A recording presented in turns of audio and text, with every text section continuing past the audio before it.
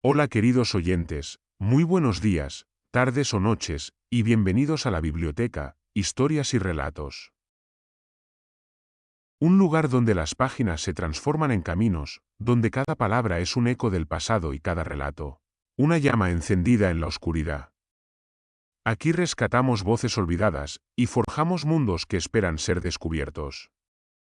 Este es tu refugio, este es tu viaje a través de las palabras. Si estas historias despiertan tu imaginación, si sientes que la biblioteca debe seguir iluminando senderos, apóyala, comparte su voz, suscríbete para no perderte ningún relato y ofrece tu like, como quien enciende una antorcha para que esta llama nunca se apague. España desnuda, la selva perdida que se hizo imperio. En un tiempo remoto, mucho antes de que el ruido de las hachas y el olor de la brea impregnaran el aire de los astilleros, la península ibérica era un tapiz inmenso de bosques que parecían no tener fin. Desde las cumbres cantábricas hasta las llanuras castellanas, desde las húmedas riberas atlánticas hasta las tierras cálidas del sur, la piel de Iberia estaba cubierta por un manto de verdes intensos, espesuras profundas y sombras frescas. Era un mundo donde la naturaleza reinaba sin interrupciones, donde el hombre aún se sentía un huésped en un reino vasto y ancestral. Los robledales extendían sus ramas como brazos gigantes, capaces de cubrir enteras laderas y valles, y sus hojas se mecían con el viento formando un rumor constante que recordaba la respiración misma de la tierra. Las encinas, con su corteza rugosa y sus copas redondeadas, eran como guardianas eternas de los suelos áridos, aportando sombra y fruto, el alimento sagrado de generaciones de animales y de pueblos humanos que aún no sospechaban la magnitud de lo que perderían. En los valles húmedos, al pie de montañas y en las comarcas donde la lluvia era generosa, los alcornoques se alzaban con dignidad, protegiendo con su piel de corcho las entrañas vivas de sus troncos. Más al norte, en las sierras frescas y en los parajes de niebla, los hayedos tejían una cúpula de hojas caducas que filtraban la luz en haces suaves, creando un universo de penumbra y musgo, donde el suelo estaba tapizado por helechos y el silencio era solo interrumpido por el canto de las aves. Y aún más antiguos, aún más misteriosos, los bosques de laurisilva, reliquia de tiempos húmedos y subtropicales, cubrían rincones aislados, herederos de un clima que poco a poco retrocedía, pero que aún respiraba en la espesura de ciertas montañas. Era un mundo de climas variados y complementarios. En el norte, la lluvia casi perpetua alimentaba los bosques atlánticos, donde robles, hayas y castaños se entrelazaban con avellanos y fresnos. En el interior de la meseta, el clima más extremo, con veranos ardientes e inviernos rigurosos, favorecía la expansión de encinares y quejigares, con suelos que parecían destinados a estas especies duras y resistentes.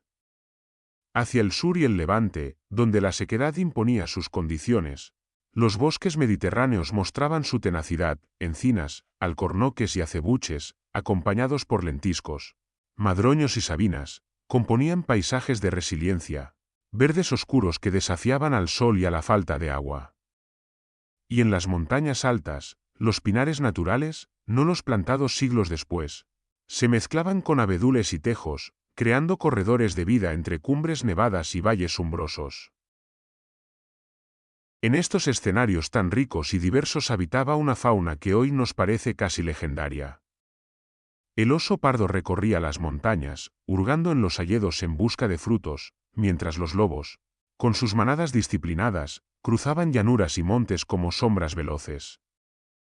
El uro, ancestro salvaje del ganado, aún pastaba en las praderas abiertas al borde de los bosques, con su imponente cornamenta y su musculatura poderosa, símbolo de fuerza que más tarde se transformaría en mito y en sacrificio ritual. El lince, con su mirada aguda y sus pinceles en las orejas, acechaba entre jaras y encinas, señor de un territorio que se extendía por casi toda la península. Los ciervos rojos levantaban la cabeza altiva entre claros del bosque, y su bramido en la berrea resonaba como una llamada primigenia en otoño, mientras corzos, cabras montesas y jabalíes compartían con ellos la abundancia del entorno. La red fluvial, todavía virgen y cristalina, era alimentada por los bosques que actuaban como esponjas. Los alisos crecían junto a los ríos, reforzando las riberas con sus raíces, mientras los sauces se inclinaban sobre las corrientes, ofreciendo sombra y refugio a peces que ascendían sin trabas desde el mar hasta el nacimiento de los cauces. Las aguas bullían de vida, salmones en el norte, anguilas que remontaban kilómetros de corriente, truchas que saltaban entre piedras limpias. Los humedales, encharcados entre dunas y marismas, eran morada de aves migratorias que encontraban en Iberia un refugio entre continentes. Todo este equilibrio, que parecía eterno, estaba en realidad sostenido por un delicado entramado. Los árboles regulaban el clima local, mantenían la humedad en el suelo, evitaban la erosión y fertilizaban las tierras con su hojarasca. Los animales dispersaban semillas, creaban sendas, mantenían vivas las cadenas tróficas. El bosque era un organismo gigantesco que respiraba, se regeneraba y ofrecía al hombre todo lo necesario: frutos, caza, leña, refugio. En aquellos siglos antiguos, el ser humano aún convivía sin haber roto del todo la armonía. Apenas tomaba lo justo, respetaba los ciclos, y cuando talaba un árbol, lo hacía en la certeza de que el bosque podía regenerarse. Sin embargo, bajo la corteza de esa plenitud latía ya la fragilidad. Cada roble centenario tardaba generaciones en crecer, cada hayedo requería siglos para tejer su red de raíces y su cúpula verde. Los bosques eran fuertes, pero lentos. Eran poderosos, pero vulnerables al apetito incesante que llegaría con la expansión de las civilizaciones. Iberia, aún intacta, era como un cofre rebosante de tesoros vegetales y animales, pero ese cofre estaba destinado a abrirse una y otra vez bajo la presión de quienes veían en sus maderas no un equilibrio, sino una riqueza por explotar. La memoria de aquel bosque primigenio ha quedado sepultada en el tiempo, pero aún es posible imaginarla. Caminar entre robledales donde la luz apenas toca el suelo, sentir la humedad del musgo bajo los pies, escuchar el aullido lejano de un lobo en la montaña, ver a un oso desgarrando panales en la corteza de un árbol. Esa Iberia, selvática y poderosa, ya no existe. Fue el punto de partida de una historia marcada por la tala, el fuego y el cambio. Una historia en la que la grandeza de un imperio se levantó sobre la desaparición de estas selvas, y en la que el hombre, al cortar sus árboles para navegar los mares, también cortó las raíces de una parte de sí mismo. Los ríos de aquella Iberia primigenia eran auténticos corredores de vida. Sus cauces, aún libres de presas y canalizaciones, discurrían salvajes entre montañas y llanuras, custodiados por galerías de alisos que hundían sus raíces en las orillas y fresnos que elevaban sus ramas altas, para filtrar la luz. Los sauces, flexibles y generosos, se inclinaban sobre las aguas creando túneles verdes que acompañaban el fluir de los peces y el canto de las aves.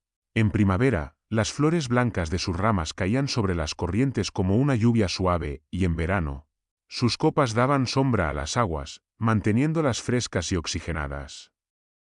Gracias a esa protección vegetal, los ríos no solo eran refugios de biodiversidad, sino también arterias que mantenían la fertilidad de los suelos que bañaban. El bosque entero cumplía una función invisible pero esencial: sujetaba la tierra con sus raíces, retenía la humedad de las lluvias, devolvía nutrientes al suelo con cada hoja caída. La cubierta forestal era un escudo contra la erosión y un regulador del clima local. Bajo ese amparo, la península se mantenía fértil, capaz de sostener pueblos, fauna y agricultura incipiente sin riesgo de desertificación. Pero nada permanece intacto cuando el hombre descubre en la madera no solo un recurso, sino un tesoro estratégico. Así comenzó la primera fase de la tala, que transformaría el paisaje de forma lenta, pero irreversible. Los fenicios fueron los primeros grandes navegantes que pusieron sus ojos en las costas de Iberia con intenciones mercantiles y militares. Hacia el primer milenio antes de nuestra era, establecieron enclaves en Cádiz y otras zonas del sur, y con ellos llegaron los primeros cortes masivos de encinares y alcornocales próximos al litoral. Las galeras fenicias necesitaban maderas resistentes y flexibles, troncos largos para remos y tablazones que soportaran el oleaje del Mediterráneo y del Atlántico, Allí donde los bosques costeros se adentraban casi hasta la orilla, comenzaron las talas que abrieron claros en un paisaje hasta entonces intacto. Con cada árbol derribado, un trozo de selva mediterránea desaparecía, y el suelo desnudo empezaba a mostrar señales de desgaste bajo el sol intenso del sur. Los cartagineses, herederos de los fenicios, intensificaron este proceso. Desde sus bases en la península y en las Islas Baleares, levantaron flotas enteras con la madera de encinas, pinos y robles ibéricos. Su imperio naval requería galeras rápidas y poderosas, y cada campaña militar suponía una sangría de bosques. Los ecosistemas litorales comenzaron a retroceder, y junto con ellos las especies que dependían de la sombra cerrada de los encinares, ciervos, jabalíes y aves forestales vieron reducidos sus refugios. El paisaje costero, antes un tapiz de verde oscuro, se clareaba con manchas de tierra desnuda, y las lluvias torrenciales arrastraban tierra fértil hacia el mar. Más tarde llegaron los romanos, y con ellos el saqueo forestal se convirtió en una maquinaria implacable.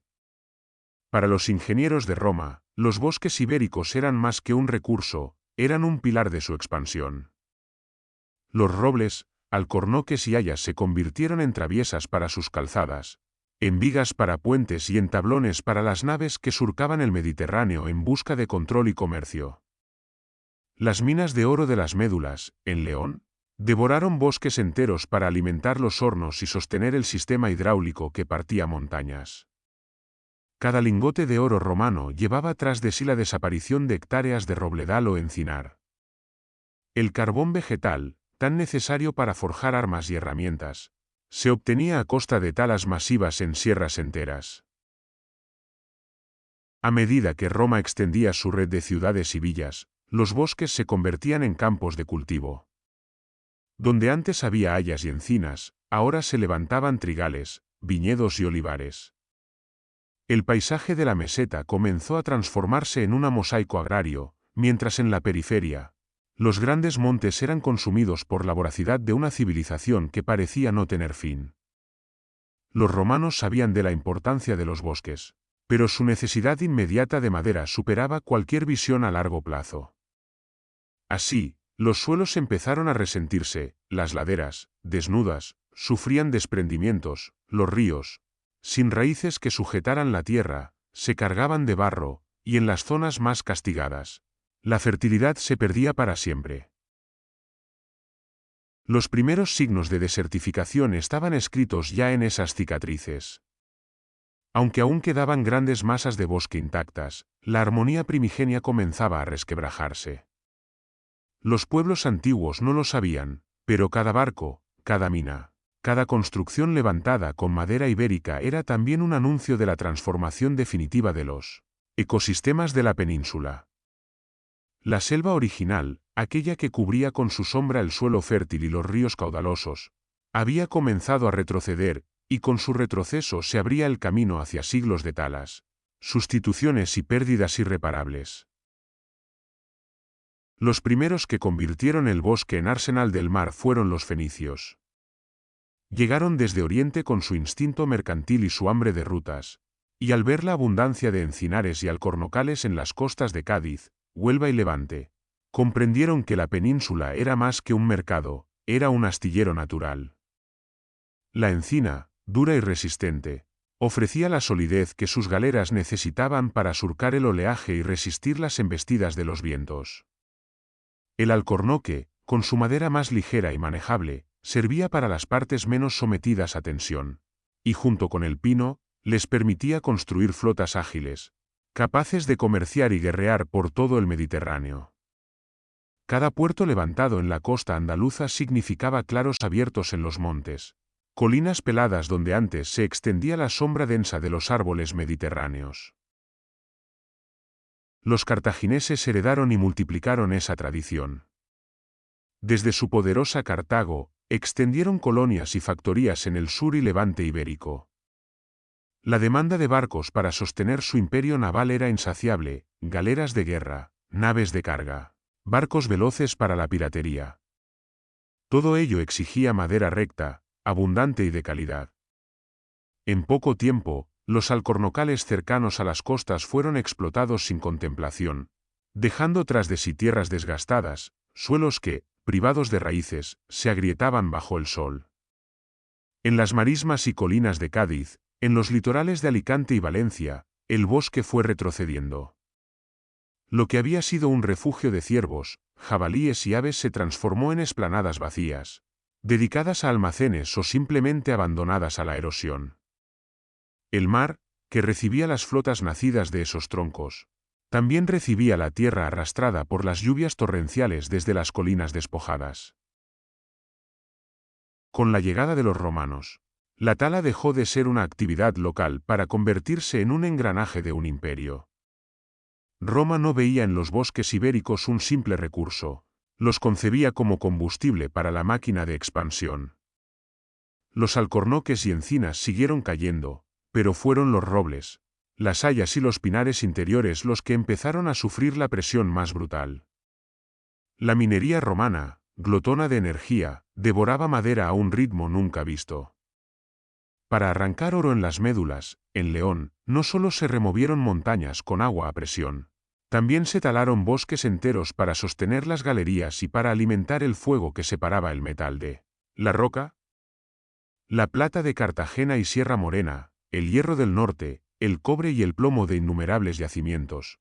Todo ello exigía hornos que ardían día y noche, hornos que solo podían alimentarse con leña y carbón vegetal. La fundición romana transformó montañas enteras en humo. Cada lingote enviado a Roma llevaba tras de sí hectáreas de robledales convertidos en ceniza. Los ingenieros y soldados romanos no dudaban en talar lo que fuera necesario para abrir calzadas, levantar ciudades y alimentar legiones. Los fresnos de los ríos, los sauces de las vegas y los alisos que sujetaban las orillas también fueron víctimas. Su madera, fácil de trabajar, era usada en puentes y estructuras. Sin esos árboles, los ríos comenzaron a perder estabilidad, las orillas se erosionaban y los cauces se cargaban de sedimentos. El impacto de la tala romana fue profundo y duradero. No solo cambió el paisaje inmediato, modificó para siempre el equilibrio de los suelos. Las colinas peladas perdieron su capa fértil, los campos se empobrecieron, y en muchas zonas donde antes hubo selvas espesas quedaron dehesas abiertas o terrenos yermos. Aunque todavía en la península abundaban los bosques intactos, el germen de la desertificación estaba ya sembrado. La grandeza de Roma se alzó sobre los cimientos de madera ibérica, pero ese esplendor se pagó con la pérdida silenciosa de ecosistemas que jamás volverían a recuperarse del todo.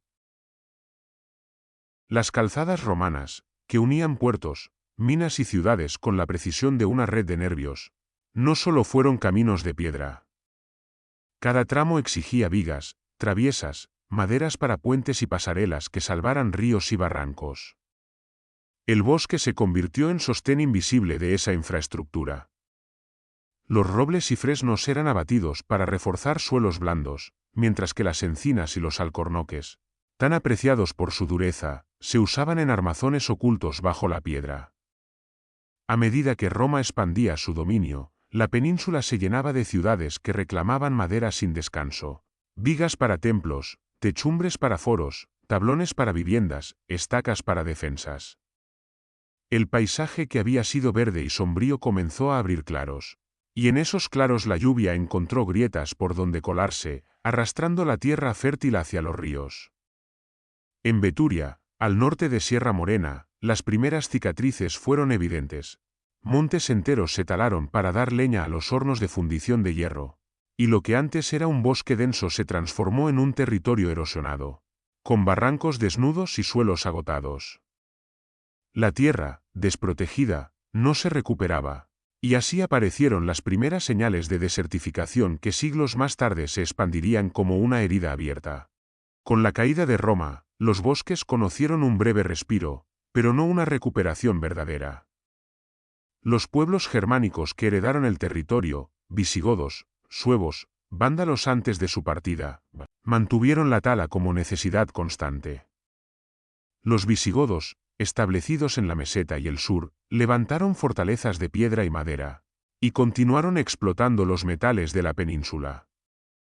El hierro, indispensable para sus armas, requería aún más carbón vegetal, y ese carbón solo se obtenía a costa de encinares y robledales. Cada fragua era un pequeño incendio contenido, una hoguera perpetua que devoraba troncos sin cesar. En el noroeste, los suevos aprovecharon también los bosques de Galicia, donde el roble seguía siendo abundante.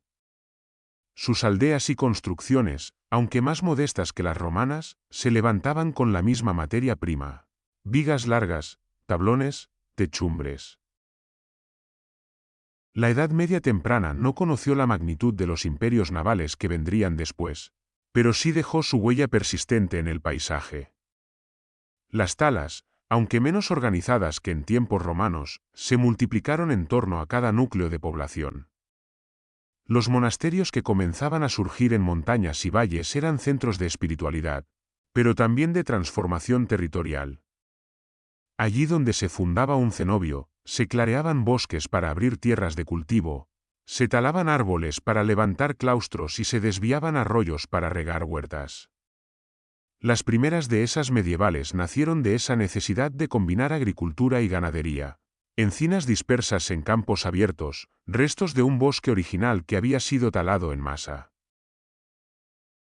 El suelo, una vez más, sufría el cambio. En Sierra Morena, la minería continuó, ahora bajo manos visigodas y después musulmanas, y las colinas se erosionaban a un ritmo implacable. En los valles del Duero y del Tajo, la expansión agrícola redujo los encinares a fragmentos dispersos. El bosque mediterráneo, antaño continuo, se fragmentaba en islas cada vez más pequeñas, incapaces de sostener la misma biodiversidad. Los lobos y osos, aunque aún abundantes, comenzaron a retroceder hacia zonas más remotas, mientras el uro, que había resistido durante siglos, desaparecía finalmente de la península. El hombre medieval no tenía la visión de estar destruyendo un equilibrio milenario. Para él, la madera era simplemente la materia prima indispensable para sobrevivir. Con ella se calentaba en invierno, cocinaba, construía su hogar, fabricaba armas y herramientas. La tala era cotidiana, un acto casi invisible. Pero el efecto acumulado de cada árbol abatido, de cada colina despejada, estaba preparando el terreno para transformaciones más profundas.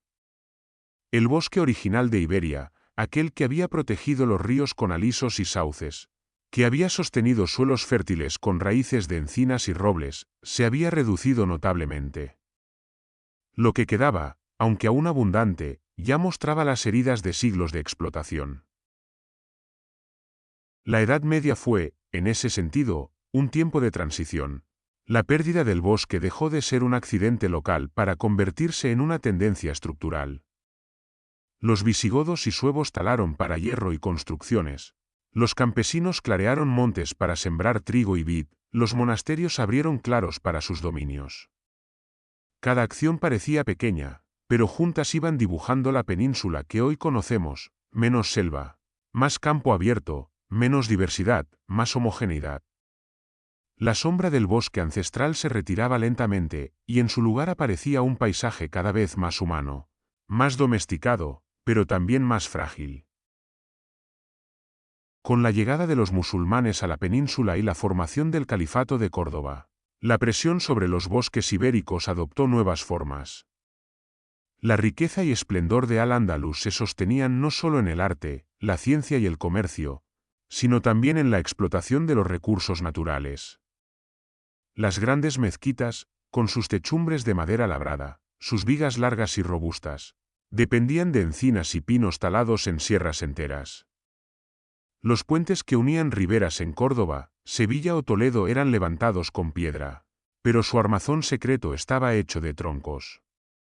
En los astilleros fluviales, especialmente en el Guadalquivir y en la costa mediterránea, la construcción naval absorbía cantidades ingentes de madera para fabricar embarcaciones destinadas al comercio, la guerra y la vigilancia marítima. La flota de Al-Ándalus era un símbolo de poder, y detrás de cada barco había colinas desnudas, montes clareados, encinares y alcornocales reducidos a tablones. La expansión agrícola que trajo la revolución andalusí también transformó radicalmente el paisaje. La introducción de sistemas de regadío más complejos, con acequias, norias y canales, permitió ampliar los cultivos en tierras antes cubiertas por bosque mediterráneo. Encinares, robledales y pinares fueron arrasados para dar paso a trigales, huertas, olivares y almendrales.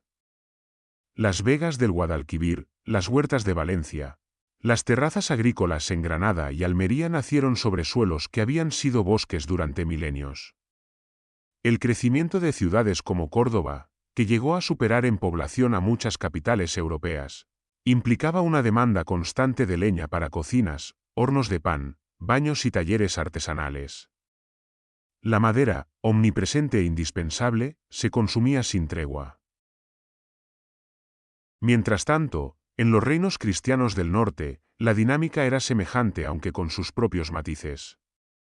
Castilla y Aragón, en su expansión hacia el sur, convirtieron la tala de bosques en parte esencial de su política de asentamiento. Cada nueva villa fortificada necesitaba defensas, y los castillos, aunque de piedra en su apariencia final, requerían bosques enteros para sus cimbras, puertas, pasarelas y andamios.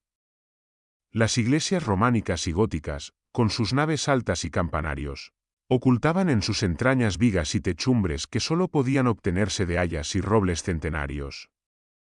Los molinos hidráulicos, que comenzaron a multiplicarse en los ríos, requerían ruedas, ejes y mecanismos de madera, cada uno de ellos era otra demanda más sobre los montes. El resultado fue que durante la plena Edad Media, el paisaje peninsular experimentó un vuelco. Los bosques, antes continuos, se fragmentaron. El mosaico agrario se impuso, campos de cultivo rodeados por manchas cada vez más pequeñas de arbolado, montes sometidos a talas selectivas, sierras enteras abiertas para pastoreo ovino y caprino.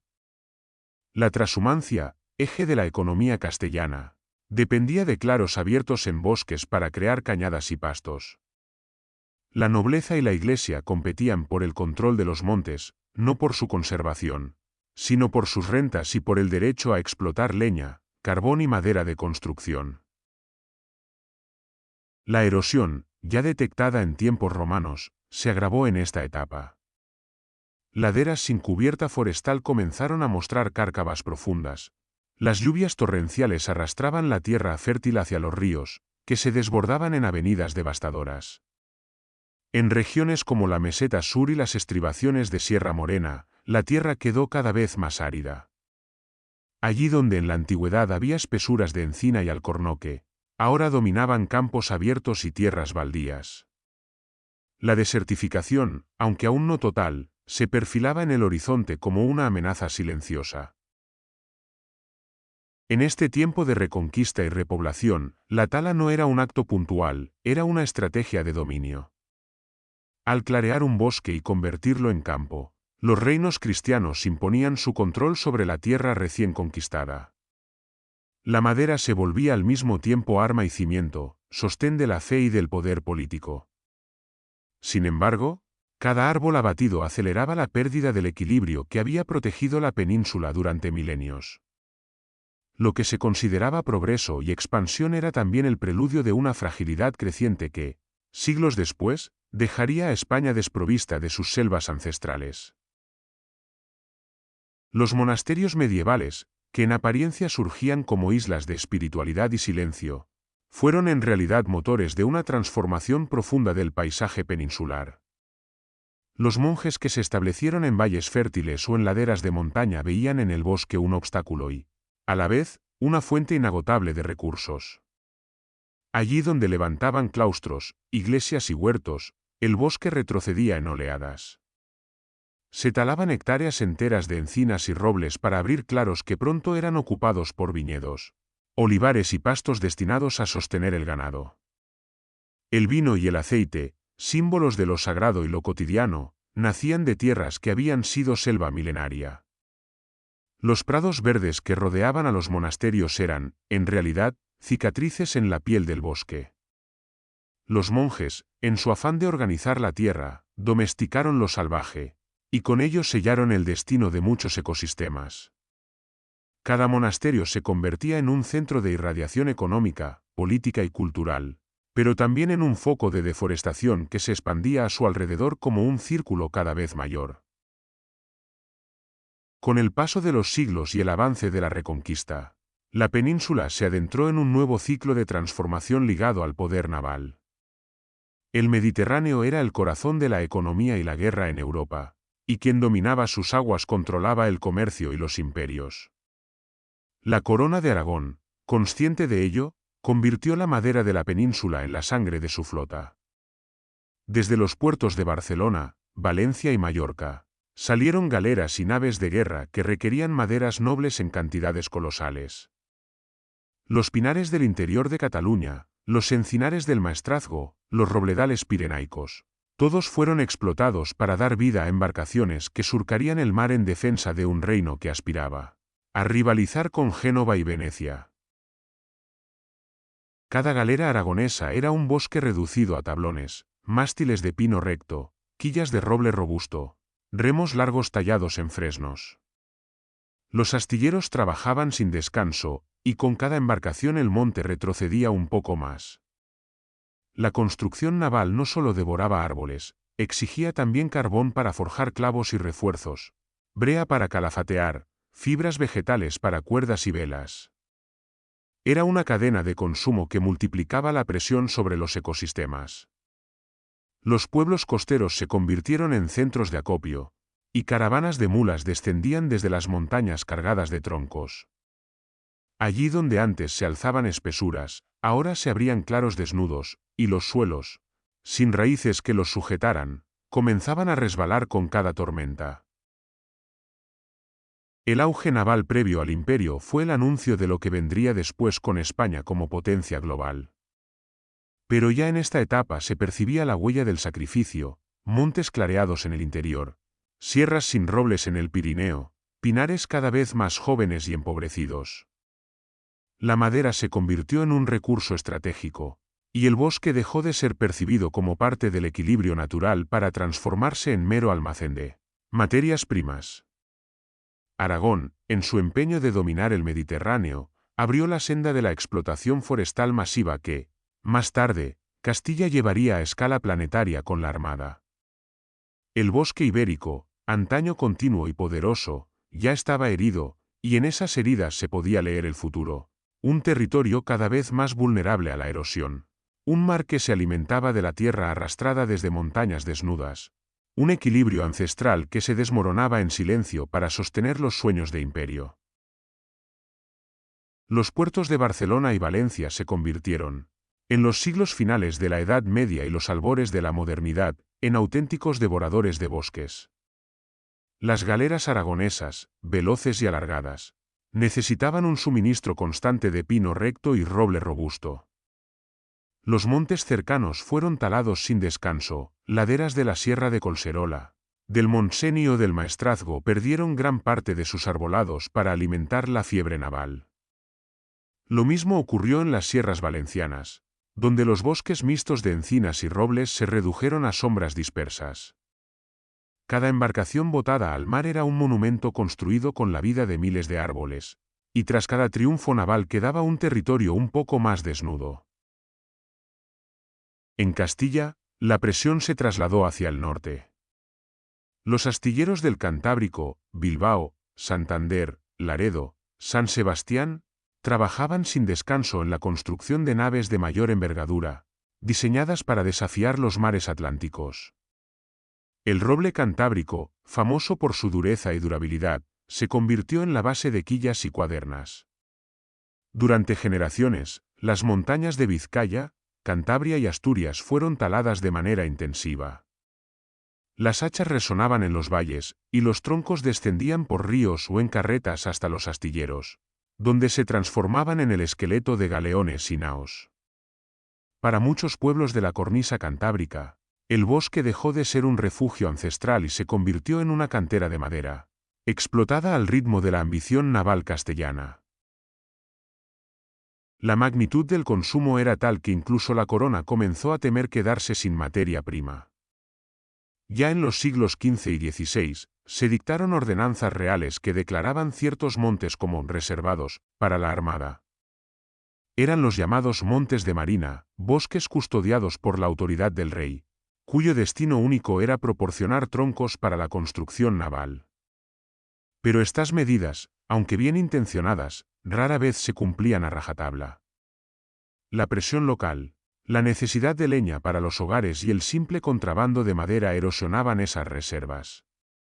Aún así, el hecho mismo de que surgieran tales leyes era la confesión de un problema: el bosque ibérico, antaño inagotable, estaba en riesgo de desaparecer bajo el filo de las hachas. Las ordenanzas reales marcaron un cambio de mentalidad. El bosque ya no se veía solo como naturaleza disponible, sino como recurso estratégico que debía ser administrado. Sin embargo, la lógica que las inspiraba no buscaba preservar ecosistemas, sino asegurar el suministro militar. Así, mientras el mar recibía flotas poderosas, el interior peninsular acumulaba heridas, montes clareados, suelos erosionados, cauces alterados. Lo que había empezado con fenicios y romanos, lo que continuó con visigodos y musulmanes, alcanzaba en este momento una escala inédita: la deforestación como política de Estado, como engranaje imprescindible para el dominio marítimo. Las talas, que en un principio se habían concentrado en los litorales y en los valles cercanos a los grandes puertos, comenzaron a avanzar hacia el interior, hasta alcanzar zonas montañosas que durante siglos habían permanecido casi intactas. Los bosques de la Sierra de Guadarrama, los pinares de Soria, los robledales de Burgos y León, incluso los hayedos húmedos de Navarra, se vieron convertidos en reservas de madera para astilleros lejanos. Caravanas de bueyes y mulas descendían lentamente por senderos imposibles cargadas con troncos que, tras semanas de viaje, eran depositados en los puertos del Cantábrico o en los talleres de Sevilla, donde esperaban su destino en forma de galeón. Lo que antes eran montañas cubiertas por espesuras centenarias, empezó a clarearse hasta mostrar cicatrices visibles desde kilómetros de distancia. Ni la altura ni la dificultad de acceso bastaban para proteger aquellos bosques. La demanda naval era tan descomunal que ningún rincón de la península quedó a salvo. Con el inicio del Imperio Español, esa presión alcanzó proporciones titánicas.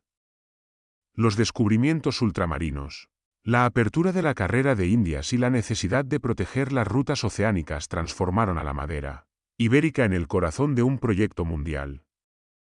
Cada galeón que zarpaba hacia América era un bosque arrancado de raíz. Entre 2.000 y 4.000 árboles podían ser necesarios para construir una sola nave.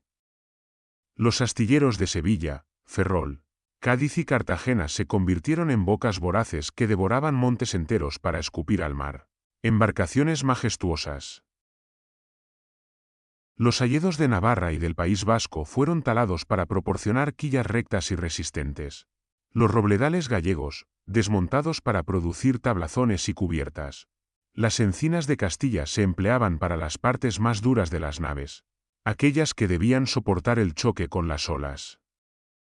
Desde las serranías de Cuenca y Soria descendían interminables troncos de pino, arrastrados por ríos o transportados en carretas hasta el Guadalquivir, donde se construían las naves que unirían dos mundos. La riqueza de América, oro, plata, especias, estaba literalmente montada sobre la ausencia de aquellos bosques. Los alcornocales andaluces, ya debilitados desde siglos atrás, fueron esquilmados sin miramiento.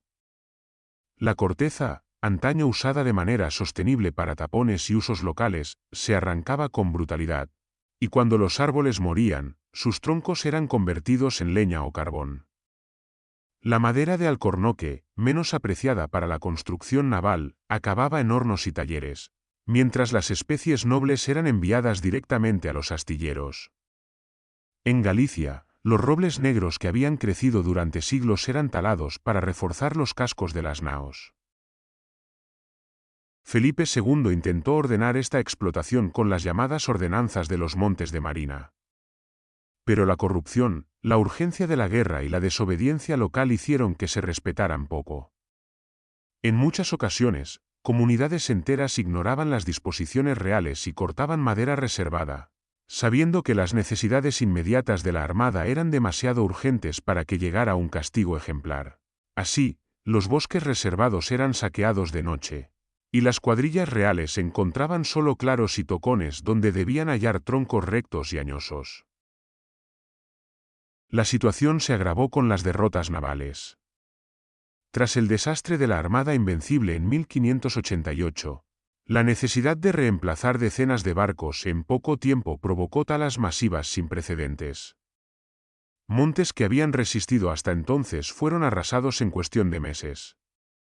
Las aldeas rurales, que dependían del bosque para leña, caza y frutos, empezaron a sufrir hambre y frío. Ya no había ramas secas que recoger, ni animales que cazar, ni bellotas suficientes para alimentar al ganado. La madera, monopolizada por la corona, dejaba a los campesinos sin el recurso básico para su supervivencia.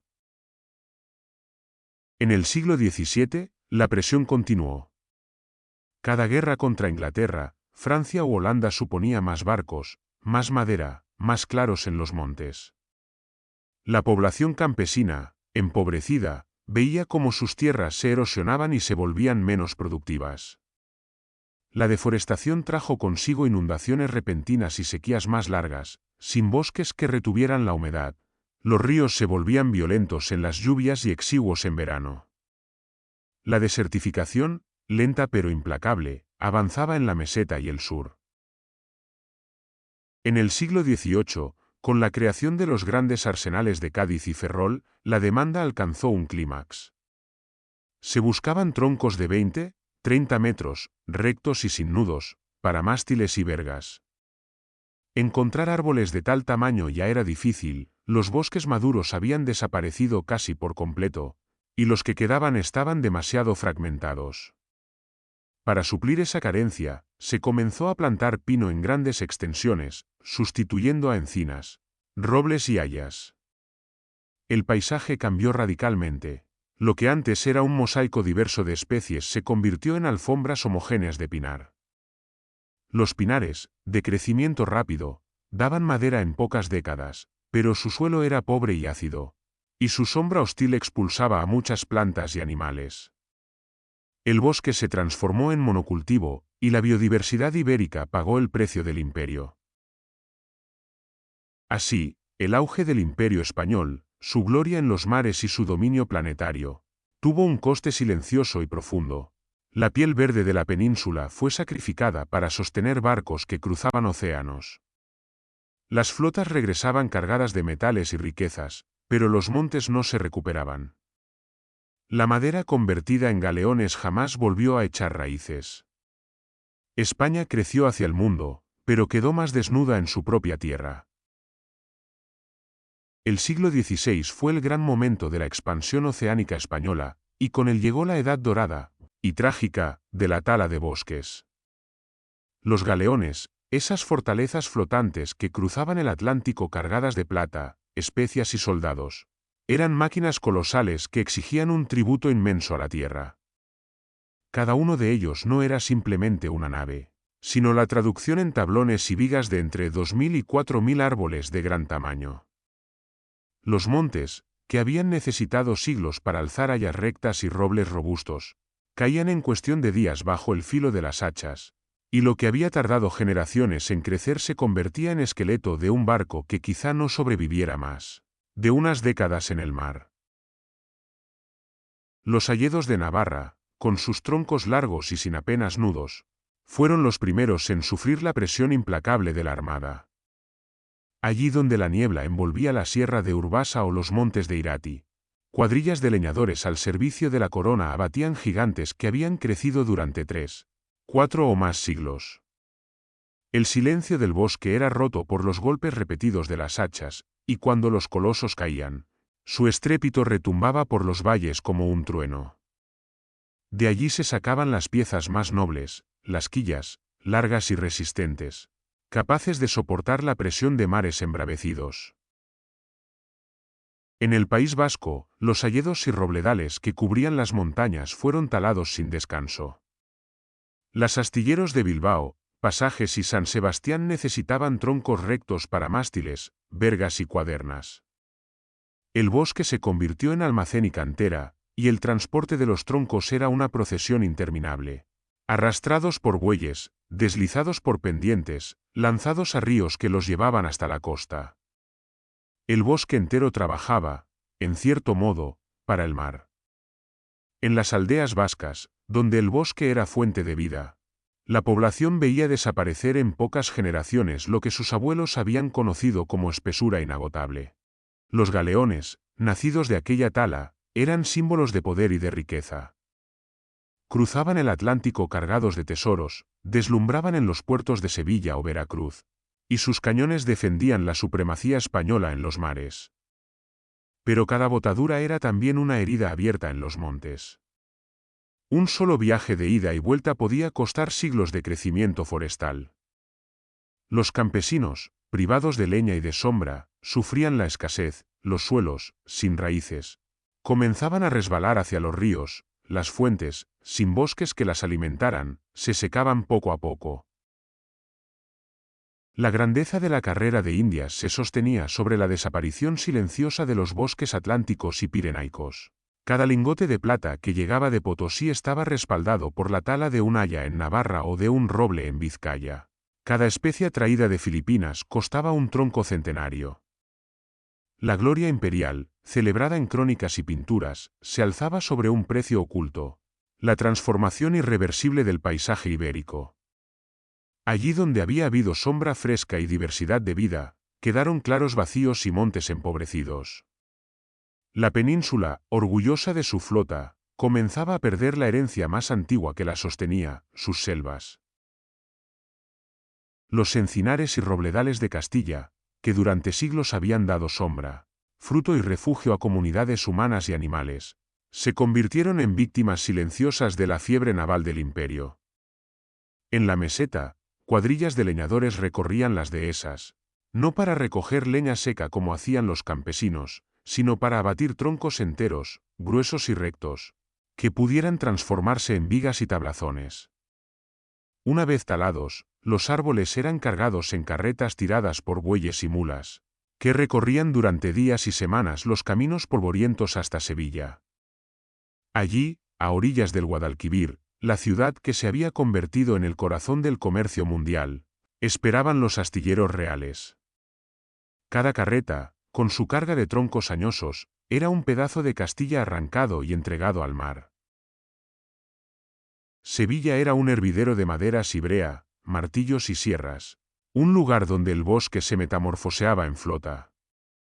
Los troncos que habían nacido bajo la nieve de la Sierra de Gredos o en los valles húmedos del sistema central, terminaban convertidos en cuadernas que sostenían galeones. La meseta, despoblada de árboles, enviaba su riqueza vegetal a un río que la llevaba al Atlántico, y de allí a América. Los campesinos, privados de encinas que daban bellota al ganado y sombra a los hombres, veían cómo su tierra se volvía más árida. Lo que antaño fue dehesa viva se transformaba en llanura desprotegida, castigada por el sol y por las lluvias torrenciales. Más al sur, los alcornocales de Andalucía, que habían resistido durante milenios como un ecosistema único, comenzaron a ceder bajo la presión. El alcornoque, árbol generoso que podía regenerar su corteza si se le extraía con cuidado, fue explotado sin la paciencia necesaria. En lugar de recolectar el corcho de forma cíclica, se arrancaban cortezas enteras o se talaban los árboles completos para obtener leña y madera de segunda categoría. Así, lo que había sido un bosque renovable se convirtió en un terreno esquilmado. Andalucía, que albergaba algunos de los alcornocales más antiguos de Europa, perdió en pocas décadas una parte irrecuperable de ese patrimonio. Los suelos, antes protegidos por las raíces y la sombra del alcornoque, quedaron expuestos al sol abrasador y a la erosión, dando origen a paisajes áridos donde antes reinaba la fertilidad. En Galicia, la tragedia tuvo su propio rostro. Los robles negros, que habían dominado las rías y las sierras gallegas, fueron abatidos en masa para alimentar a la armada. Su madera, densa y resistente, era ideal para los cascos de las grandes naves. Los bosques gallegos, que parecían infinitos a los ojos de las generaciones anteriores, se convirtieron en almacenes de madera al servicio del imperio. Carretas y ríos transportaban los troncos hasta los puertos de A Coruña, Ferrol y Vigo, donde los astilleros trabajaban sin descanso. Con cada barco botado, una parte de Galicia desaparecía para siempre. El precio era alto y silencioso. Allí donde habían crecido robles durante siglos, aparecieron claros desnudos. Los animales que dependían de esas selvas se replegaron o desaparecieron. Los campesinos se quedaron sin madera para sus hogares y sin hojas para alimentar al ganado en invierno. La riqueza vegetal de Galicia, convertida en tablones y clavos, partía rumbo a mares lejanos, pero dejaba tras de sí un territorio empobrecido, expuesto a la lluvia y al viento. La Armada, orgullo del imperio, era también el verdugo de los montes gallegos. Así, en Castilla, en Andalucía y en Galicia, 3 regiones distintas compartieron un mismo destino: entregar sus bosques para sostener los sueños oceánicos de la monarquía. El esplendor imperial, celebrado en las crónicas, se construyó sobre la desaparición de selvas enteras. Y mientras los galeones surcaban el Atlántico, en la península la tierra comenzaba a mostrar la fragilidad de un equilibrio roto. Felipe II, consciente de que la riqueza del imperio dependía de la madera tanto como del oro que llegaba de América, dictó ordenanzas para reservar bosques enteros con un fin exclusivo: el servicio de la Armada. Fueron los llamados Montes de la Marina, extensiones de robledales y pinares marcados con la señal real que prohibía a campesinos y concejos aprovecharlos para leña, carbón o pasto. En teoría, aquellos montes debían permanecer intactos, custodiados por funcionarios del rey, para garantizar que siempre hubiera troncos de la longitud y robustez necesarios para mástiles y cuadernas.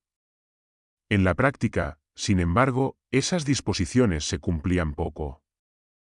Los pueblos, necesitados de calor en invierno y de campos para cultivar, seguían entrando de noche en los montes reales para cortar lo que encontraban. El contrabando de troncos era habitual, y las autoridades locales miraban a otro lado. Así, incluso los bosques protegidos acababan clareados, y cuando llegaba la hora de construir un galeón, los carpinteros se desesperaban buscando piezas largas y rectas que ya escaseaban. La situación se volvió desesperada en el siglo XVII. Tras la catástrofe de la Armada Invencible y las derrotas sucesivas contra ingleses, franceses y holandeses, la corona necesitaba reponer barcos a toda prisa. La tala masiva se convirtió en una urgencia de Estado. Lo que quedaba de hayedos en Navarra y País Vasco, los robledales gallegos, los pinares de Castilla y hasta encinares que nunca habían sido pensados para barcos, todo se cortaba sin miramientos. Los montes que habían resistido durante siglos sucumbieron en unas pocas décadas de explotación frenética. El paisaje peninsular quedó lleno de lomas desnudas, ríos cargados de barro y suelos abiertos a la erosión. Para la población rural, aquello fue un desastre añadido a la miseria de los tiempos. Los campesinos que antes recogían ramas secas o cortaban árboles viejos para leña descubrieron que los montes cercanos ya no estaban, o estaban prohibidos por las ordenanzas reales. Sin leña abundante, los inviernos se volvieron más crueles. La caza, que dependía de bosques cerrados, desaparecía con ellos: menos venados, menos jabalíes, menos aves. Las aldeas se empobrecieron y el ganado sufrió, pues sin bellotas de encinares ni hojas de robles se perdía el forraje tradicional del invierno. Además, los suelos, ya sin raíces que los sujetaran, empezaron a erosionarse a un ritmo implacable. En las laderas de la meseta sur y en Sierra Morena, la tierra fértil se convirtió en polvo, arrastrada por lluvias torrenciales que bajaban sin freno hacia los ríos. En el siglo XVIII, la política naval se reorganizó, pero el costo para los bosques se multiplicó aún más. La construcción de los grandes arsenales de Cádiz y Ferrol convirtió a estas ciudades en bocas voraces que devoraban montañas enteras. Cádiz, en el corazón del comercio atlántico, absorbía los troncos que bajaban desde Andalucía y Castilla. Ferrol, convertido en uno de los astilleros más modernos de Europa bajo los Borbones, drenaba los bosques gallegos y cantábricos sin piedad. Los cronistas de la época hablaban de la escasez de árboles rectos, de la dificultad de encontrar piezas largas para mástiles, de la necesidad de traer madera incluso de ultramar. El paisaje peninsular, que en siglos anteriores había sido un mosaico de encinares, robledales y hayedos continuos, se transformó en claros, montes jóvenes o tierras baldías. Los grandes arsenales dieron al imperio barcos renovados y glorias pasajeras, pero dejaron tras de sí una península cada vez más empobrecida en términos naturales.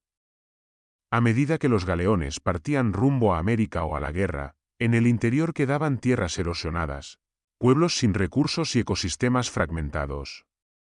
España seguía siendo un imperio en los mares, pero sobre tierra firme se había convertido en un país más árido y vulnerable, un territorio donde la riqueza vegetal había sido sacrificada en nombre de un sueño oceánico que nunca terminó de cumplirse. La escasez de robles y encinas, que durante siglos habían sido la columna vertebral del bosque ibérico, obligó a la corona y a los municipios a buscar alternativas. Los grandes árboles centenarios, capaces de dar mástiles, quillas o vigas de calidad, se habían vuelto casi imposibles de encontrar. Allí donde antaño crecían robledales densos y encinares infinitos, apenas quedaban tocones, claros abiertos o montes bajos que no podían ofrecer lo que la armada y la construcción demandaban. La solución fue pragmática, casi desesperada: introducir y multiplicar el pino, un árbol que crecía rápido, recto y en masa, aunque su madera no tuviera la nobleza ni la resistencia de los robles y encinas desaparecidos. En Castilla la Vieja, especialmente en las tierras de Soria y Segovia, comenzó la gran oleada de repoblaciones. Los pinares se extendieron sobre suelos que habían albergado encinares abiertos, quejigares y robledales. Donde antes había un mosaico de especies, con sus frutos, sombras y ciclos diversos, empezaron a levantarse masas homogéneas de pino albar o resinero, con su porte esbelto y su crecimiento veloz. Los pueblos vieron en ellos una solución doble: madera en pocas décadas y resina como fuente de ingresos. Los pinares pronto se convirtieron en un paisaje habitual de la meseta, desplazando a la memoria de los viejos bosques que habían tardado siglos en formarse. En el Levante, la situación no fue distinta. Allí donde los encinares y carrascales cubrían colinas y sierras, se comenzaron a plantar pinos carrascos y piñoneros. El piñón era un recurso valioso, y el pino carrasco, duro frente a la sequía, se adaptaba rápido a suelos pobres. La sustitución fue tan extensa que los montes levantinos, que en tiempos antiguos habían sido espesuras de encinas, alcornoques y madroños, se transformaron en laderas cubiertas de pinos, uniformes y silenciosos. Los colores cambiaron: el verde oscuro y denso de la encina dejó paso al verde más claro y ralo del pinar. Los suelos, antes ricos en humus por la hojarasca mediterránea, se empobrecieron con la acidez de las acículas que caían en alfombras secas y casi estériles. El paisaje comenzó a mostrar una nueva fisonomía: montes más homogéneos, menos variados, más fáciles de explotar pero también más vulnerables. Allí donde el bosque mixto ofrecía refugio a ciervos, lobos, linces y aves forestales, el pinar simplificado expulsaba a muchas especies, incapaces de adaptarse a un entorno tan uniforme. Los campesinos lo notaron: ya no había la misma caza, ya no abundaban los frutos silvestres, ya no corrían las aguas con la frescura de antes. El bosque se había vuelto útil, pero menos vivo. La sustitución por pinares fue presentada como una política de regeneración, un intento de remediar siglos de talas sin control. Pero en realidad fue una transformación irreversible. El bosque original, diverso y rico, jamás volvió a recuperarse. El pinar ocupó su lugar como una copia apresurada, funcional pero empobrecida. El costo de esa elección aún resuena en la península: ecosistemas reducidos a monocultivos, incendios cada vez más frecuentes por la facilidad con que el pino arde, suelos más pobres y desiertos en expansión. Lo que en su momento pareció una solución práctica terminó siendo una herida a largo plazo, una huella que todavía marca el rostro de España. En Galicia, Tierra de lluvia constante y suelos fértiles, el bosque había sido siempre un aliado generoso. Durante milenios, los robles tradicionales cubrieron las laderas, abrazaron las rías y ofrecieron a hombres y animales frutos, sombra y madera noble. Eran árboles que crecían despacio, pero cuya madera era tan resistente que podía durar siglos en vigas, barcos o herramientas. Sin embargo, la voracidad del imperio y los astilleros reales los redujo a un recuerdo. Cuando los montes de roble negro ya no pudieron dar más, la respuesta fue introducir el pino marítimo, una especie más rápida, menos exigente, que en pocas décadas alcanzaba la talla suficiente para serrarse y enviarse a los mercados. La adopción del pino marítimo transformó el paisaje gallego. Lo que había sido un mosaico de robledales, castañares y bosques mixtos se convirtió en una mancha homogénea de troncos esbeltos, iguales unos a otros, alineados en laderas que parecían plantaciones más que bosques. Para los propietarios era una solución práctica, el pino crecía deprisa, podía venderse pronto y no requería los siglos de espera que pedía un roble. Pero el precio oculto era alto. El suelo, acostumbrado a la hojarasca rica y variada de los bosques tradicionales, empezó a resentirse bajo la alfombra de acículas secas, ácidas y pobres en nutrientes. La tierra se volvió menos fértil, más vulnerable a la erosión, incapaz de retener la misma vida que antes. La fauna lo notó de inmediato. Allí donde antes los jabalíes ozaban entre bellotas, donde las ardillas recorrían ramas de robles y los corzos encontraban refugio entre la espesura, el pinar ofrecía un paisaje uniforme, menos hospitalario. Las aves insectívoras disminuyeron, los hongos escasearon y los riachuelos, que recibían sombra fresca de árboles caducifolios, comenzaron a calentarse y perder oxígeno. El bosque se había convertido en un monocultivo, útil para el mercado, pero pobre para la vida. En toda la península, el patrón se repetía.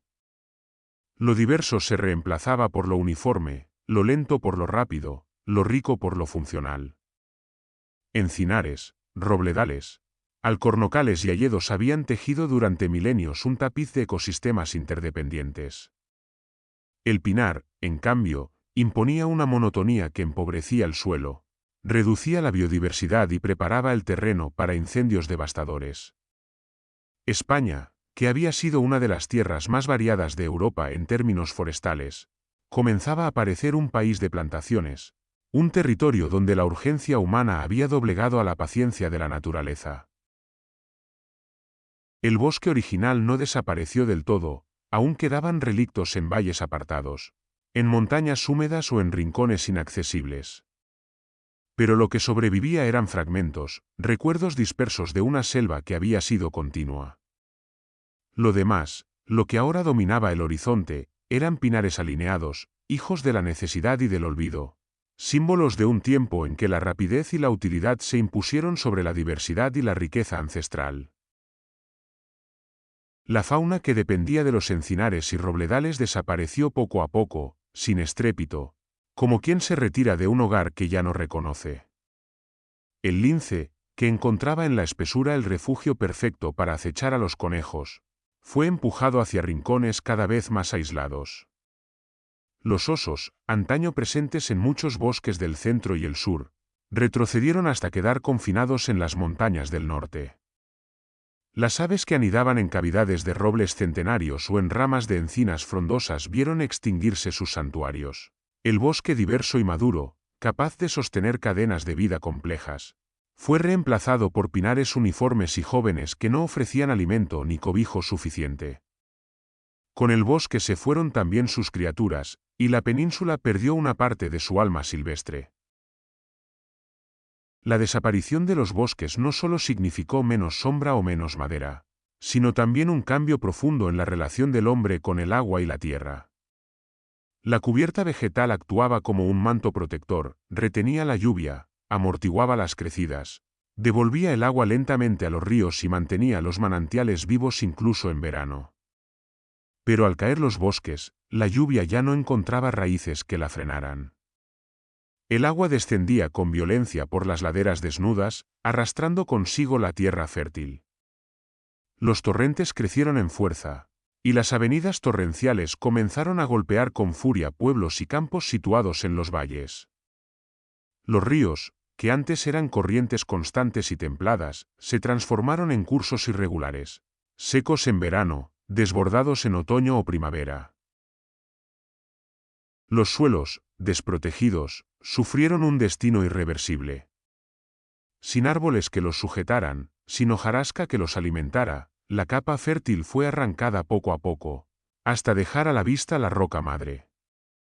En muchas zonas de la meseta sur, en los piedemontes de Sierra Morena o en laderas del Levante, la tierra negra y rica se perdió, y en su lugar quedó una costra dura y rojiza, incapaz de retener agua ni sostener cultivos. Los campesinos lo advirtieron con angustia, donde antes bastaba con sembrar trigo o cebada. Ahora la cosecha se perdía porque la semilla no encontraba suelo fértil. La desertificación había comenzado como un proceso silencioso, pero se manifestaba ya en la vida cotidiana con hambre, miseria y abandono. Los montes arrasados ofrecían también un nuevo peligro, los incendios. El pino, con su resina inflamable y su disposición en masas homogéneas, ardía con facilidad. Lo que en un bosque mixto podía ser un fuego contenido, en un pinar se transformaba en una catástrofe. Llamas imparables devoraban en días lo que había tardado décadas en crecer. La ceniza, en lugar de regenerar la tierra, se convertía en polvo arrastrado por el viento. El círculo se cerraba, la tala había dado paso al monocultivo, el monocultivo al incendio, y el incendio a la tierra estéril. En el sureste peninsular, la tragedia alcanzó proporciones más visibles. Almería, Murcia y parte de Alicante, donde antaño había encinares dispersos y bosques mediterráneos, quedaron reducidos a terrenos semidesérticos. Los viajeros que atravesaban esas tierras en el siglo XVIII y XIX ya hablaban de paisajes áridos, pedregosos, apenas sostenidos por matorrales raquíticos. La memoria popular, sin embargo, recordaba que no siempre había sido así. Los ancianos contaban que en tiempos pasados había más sombra, más fuentes, más animales.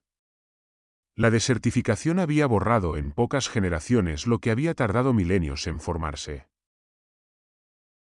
El fenómeno no se limitaba al sur. En la meseta castellana, las tormentas de verano arrastraban barro y piedras, inundando pueblos enteros. En el norte, los ríos cargados de sedimentos colmataban valles y marismas, modificando ecosistemas enteros. El bosque, que había sido el gran regulador, ya no estaba. La península se había vuelto más extrema, más seca en los veranos, más violenta en las lluvias, más vulnerable en sus suelos.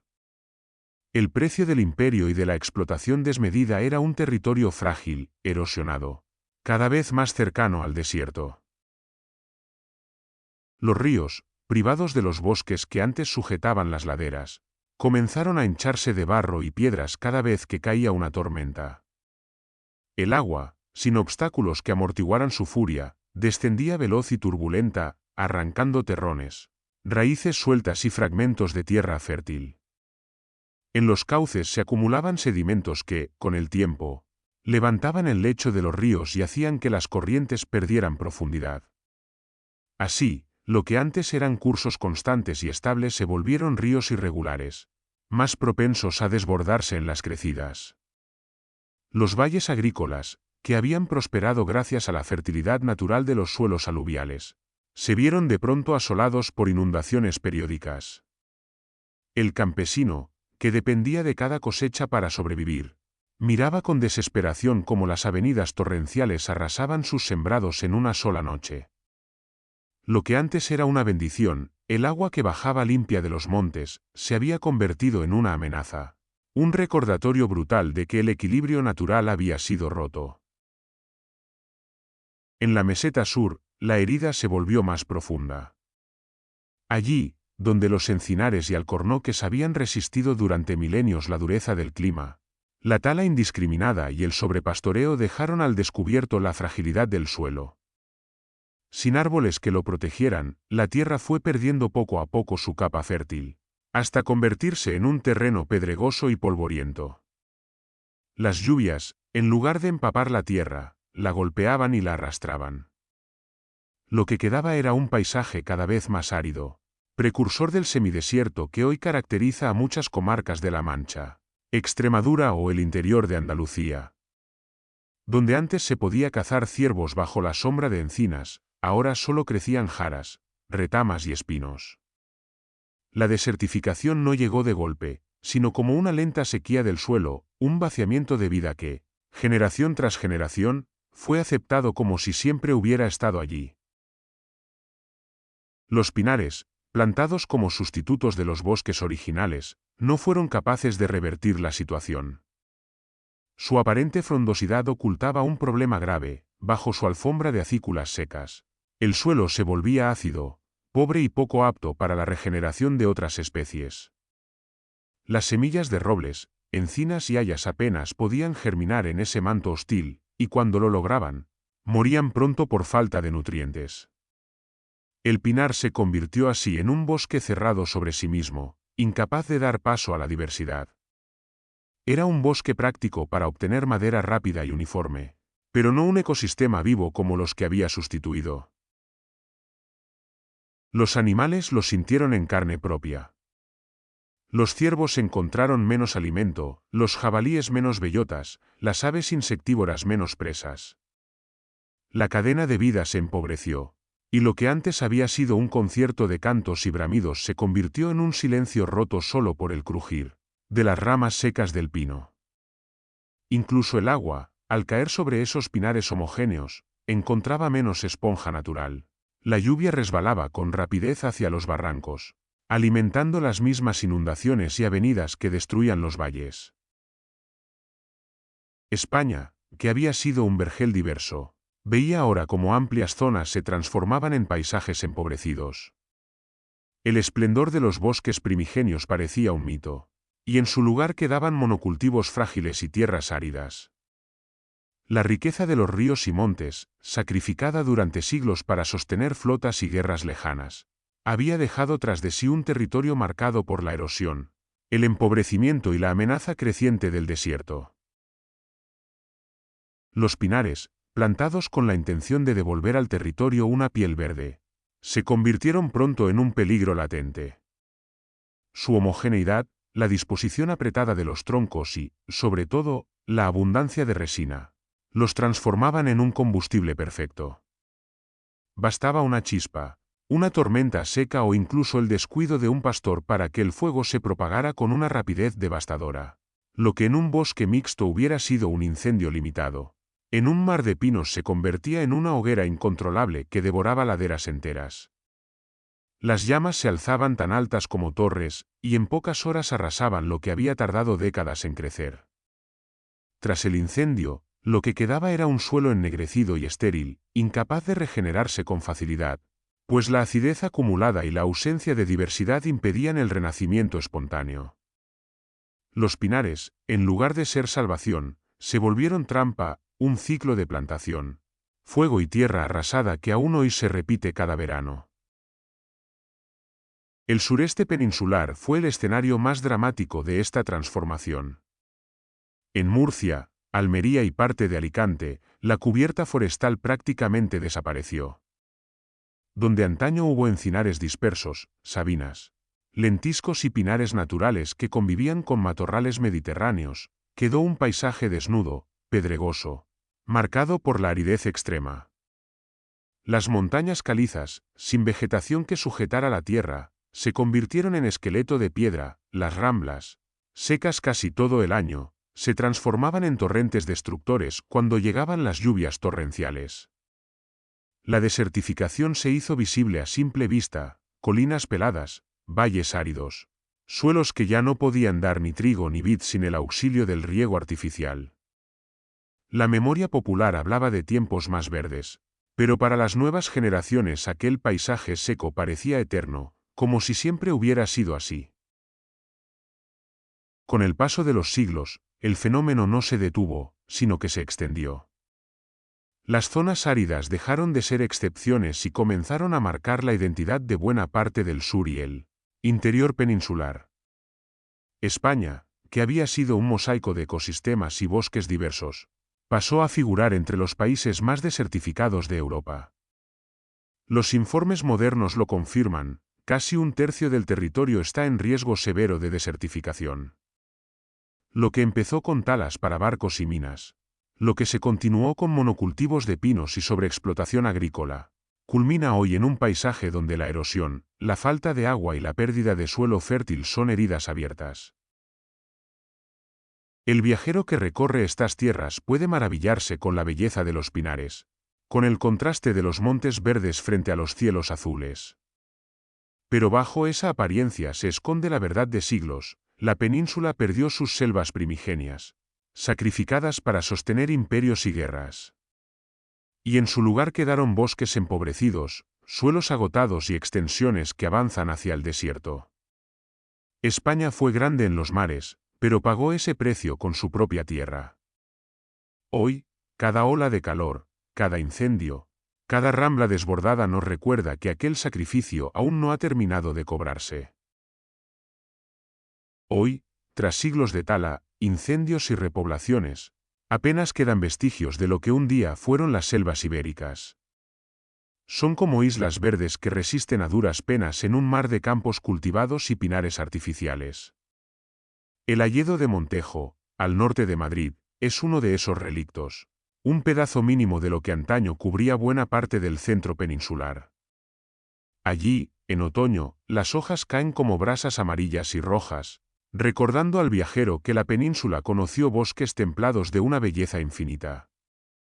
En Galicia sobreviven aún algunos robledales, guardianes de un pasado en que el roble era el rey indiscutible de las rías y montañas. En el País Vasco, hayedos húmedos como el de Otzarreta se aferran a las laderas, fantasmas de un mundo donde la niebla cubría montañas enteras. Estos relictos son joyas naturales, pero también heridas abiertas, demuestran lo que había y lo que ya no existe. El paisaje actual, para quien lo contempla sin conocer su historia, puede resultar engañoso. A primera vista, España parece un país cubierto de bosques, montes verdes en Castilla, laderas arboladas en el Levante, pinares infinitos en Galicia y Andalucía. Pero gran parte de esas masas arboladas son repoblaciones recientes, plantaciones uniformes de pino y eucalipto que no guardan relación con la riqueza ancestral que sustituyeron. Son bosques jóvenes, creados en el siglo XX, diseñados para producir madera o contener la erosión, no para recrear la biodiversidad perdida. Allí donde se ven hileras de troncos iguales y ordenados, antes existían encinares impenetrables, alcornocales centenarios, hayedos misteriosos. Lo que parece natural es, en realidad, un artificio nacido de la necesidad y de la urgencia. La biodiversidad nunca se recuperó. Especies que dependían de la complejidad de los bosques originales desaparecieron localmente, y algunas se extinguieron para siempre en la península. Los linces, confinados a reservas mínimas, luchan por sobrevivir en un entorno que ya no les pertenece. Los osos, que recorrían Iberia de norte a sur, quedaron arrinconados en los montes cantábricos y en los Pirineos. Las aves forestales, como el pito negro o el mochuelo boreal, desaparecieron con sus árboles refugio. Los hongos, insectos y plantas ligados a suelos ricos en hojarasca de roble o encina fueron sustituidos por especies oportunistas, adaptadas a la pobreza de los pinares. Lo que sobrevive es un eco empobrecido de un concierto que un día fue grandioso. El precio del imperio, tantas veces contado en batallas, galeones y conquistas, se pagó también en silencio con la piel verde de España. Cada galeón que surcó el Atlántico fue un bosque arrancado, cada mina de oro y plata, un robledal convertido en ceniza, cada arsenal, un monte despejado hasta la roca. La grandeza naval dejó tras de sí un legado de erosión, desertificación y monocultivos que todavía condicionan la vida de la península. España conquistó medio mundo, pero perdió una parte esencial de sí misma, sus selvas. Hoy, los restos de esos bosques sobreviven como memoria y advertencia. Son fragmentos venerados, visitados como reliquias vivas de un pasado irrepetible. Quien se adentra en un hayedo o en un alcornocal centenario puede sentir la sombra de lo que fue Iberia, Un territorio diverso, exuberante, casi inagotable. Pero también se siente la ausencia, el vacío de todo lo que ya no está. La península, una de las tierras más fértiles y boscosas de Europa, se convirtió en uno de los países más amenazados por la desertificación. Y aunque hoy se habla de repoblaciones, de parques naturales, de reservas de la biosfera, nada podrá devolver la plenitud perdida. La memoria de los bosques primigenios queda en esos relictos, en las crónicas que narran su abundancia y en los suelos erosionados que muestran su ausencia. Son cicatrices y recordatorios, el imperio se hundió, pero la pérdida permanece. Allí donde los robles formaban catedrales naturales, ahora se levantan pinares silenciosos. Allí donde los encinares eran refugio de la vida, ahora avanzan las tierras áridas. España lleva grabada en su paisaje la historia de su grandeza y de su sacrificio, y cada árbol que sobrevive en un rincón remoto es, al mismo tiempo, testigo y lamento de lo que se ha perdido para siempre. La biodiversidad perdida nunca volvió del todo. Las especies que dependían de encinares cerrados, de alcornocales húmedos o de robledales centenarios desaparecieron de gran parte de la península. El lince ibérico, antaño extendido desde Portugal hasta el Levante, quedó reducido a unas pocas manchas dispersas, atrapado entre carreteras y campos abiertos que ya no ofrecían refugio. El uro, que había sido símbolo de fuerza y abundancia, se extinguió para siempre. Otras criaturas, invisibles para muchos pero esenciales en los equilibrios naturales, también se esfumaron. Insectos especializados en la madera muerta de los robles viejos, hongos que solo brotaban bajo encinas centenarias, aves que anidaban en huecos de árboles que ya no existen. La sinfonía de la vida, que antes era polifónica y rica, se volvió monocorde, reducida a las especies más resistentes, a las que pudieron adaptarse al monocultivo del pinar o al campo abierto del cereal. El precio del imperio, celebrado en crónicas de galeones, conquistas y riquezas ultramarinas, fue también la desaparición silenciosa de las selvas ibéricas. Cada navío que cruzó los océanos representaba siglos de crecimiento forestal derribados en semanas. Cada mina encendida con carbón vegetal devoró hectáreas de bosques que jamás se regeneraron. La gloria de la carrera de Indias, el poder de la armada, las expediciones a Asia o a América, todo se sostuvo sobre un sacrificio que rara vez se mencionaba, la piel verde de la península, entregada entera al mar. El imperio fue breve en su esplendor, pero la pérdida de los bosques fue definitiva. Hoy, lo que queda de aquella Iberia cubierta de encinares, alcornocales, robledales y hayedos sobrevive apenas como un recuerdo fragmentado. La memoria de esos bosques vive en los documentos antiguos, en las crónicas que describen montes impenetrables, en los relatos campesinos que aún hablan de lobos y osos donde ya no existen. Sobrevive en la toponimia, nombres de pueblos y sierras que evocan encinas, robles o alisos que desaparecieron hace siglos. Y resiste, como un suspiro, en pequeños refugios naturales, el hayedo de Montejo, los alcornocales de los alcornocales en Cádiz y Málaga, los robledales que aún quedan en Galicia o León, reliquias que nos permiten imaginar lo que fue y entender lo que se perdió. El viajero que se adentra en uno de estos relictos siente algo más que la belleza del bosque. Percibe un eco antiguo, un testimonio de lo que cubrió toda la península antes de que el hacha y el fuego impusieran otro destino. Caminar bajo un roble centenario es caminar también sobre la memoria de un país que sacrificó su riqueza natural, para lanzarse al océano. Es comprender que la sombra de aquel árbol es también la sombra de la historia, un recordatorio de que la grandeza sin equilibrio tiene siempre un precio, y de que las selvas ibéricas, aunque perdidas, siguen vivas en la memoria, esperando a ser recordadas como lo que fueron, la verdadera raíz de España. España fue en otro tiempo un tapiz de verdes infinitos. Robledales, encinares, alcornocales y hayedos cubrían la península como un manto sagrado. Los ríos bajaban cristalinos, custodiados por alisos y sauces, y la fauna, del oso al lince, del ciervo al uro, se movía bajo una sombra que parecía eterna. Era un equilibrio antiguo, tejido durante milenios, Un concierto de vida donde cada árbol y cada criatura ocupaban su lugar. Pero el hombre convirtió aquel paraíso en cantera. Primero los fenicios y cartagineses, luego los romanos, después los visigodos, musulmanes y reinos cristianos. Todos vieron en el bosque un recurso inagotable. El hierro, el carbón, los cultivos y las ciudades abrieron claros en la selva. Y cuando llegó el imperio, la tala se transformó en política de Estado. Cada galeón de la carrera de Indias, cada nao que surcó el Atlántico, se levantó sobre miles de árboles derribados en Navarra, Galicia, Castilla o Andalucía. El oro y la plata de América viajaban sobre esqueletos de robles y encinas que jamás volvieron a crecer.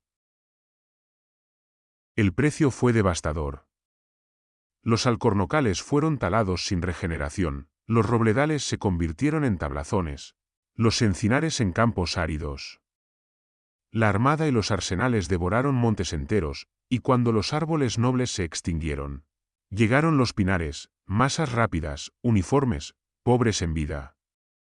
Lo que se presentó como regeneración fue en realidad sustitución, un monocultivo funcional, incapaz de devolver la diversidad perdida. La tierra los sintió. Sin raíces que la sujetaran, las lluvias arrastraron la fertilidad hacia los ríos, que se hincharon de sedimentos e inundaron valles. La meseta sur se volvió árida, el sureste peninsular perdió casi toda su cubierta forestal, y España, antaño vergel de Europa, se transformó en uno de los países más desertificados del continente. Los incendios, frecuentes en los pinares resinosos, terminaron de sellar el ciclo, plantación, fuego y ceniza sobre un suelo cada vez más estéril. La fauna también pagó el precio. El oso desapareció del centro y sur, el lince quedó acorralado, el uro se extinguió, y con ellos cientos de especies invisibles que dependían de bosques complejos y maduros. Lo que hoy sobrevive son fragmentos, un hayedo en Montejo, un robledal en Galicia, los alcornocales que aún resisten en Cádiz y Málaga. Son reliquias vivas, testigos de lo que fue y de lo que nunca volverá en plenitud. El precio del imperio naval y colonial no se pagó solo en batallas, derrotas o tesoros perdidos en mares lejanos. Se pagó, sobre todo, en la tierra misma, en la desaparición de las selvas ibéricas, en la desertificación que aún avanza, en la memoria rota de un país que sacrificó sus raíces para alzar sus alas. Hoy, la memoria de aquellos bosques sobrevive en documentos, en toponimias que evocan encinas y robles desaparecidos, en pequeños refugios naturales que resisten como milagros. Quien camina bajo un roble centenario o pisa la hojarasca húmeda de un hayedo está tocando, en realidad, un pedazo de eternidad. Y ese pedazo nos recuerda que la verdadera riqueza de un pueblo no está en el oro ni en las flotas, sino en la tierra que lo sostiene. España fue selva antes que imperio. Y aunque la selva se perdió, su eco sigue vivo. Está en los ríos que aún corren, en los relictos que aún respiran, en la nostalgia que sentimos al imaginar un país cubierto de bosques infinitos. Recordarlo es un deber, porque solo la memoria puede impedir que la historia se repita. El bosque fue la raíz de nuestra grandeza, y quizás también sea la clave de nuestra salvación. Y así llegamos al final de este relato. Gracias por acompañarme en este viaje a través de las palabras. Espero que hayas disfrutado la historia tanto como yo al compartirla contigo. Recuerda que en la biblioteca siempre habrá un nuevo mundo que descubrir, una voz que escuchar, un eco que revivir. Hasta la próxima, y que tengas muy buenos días, tardes o noches.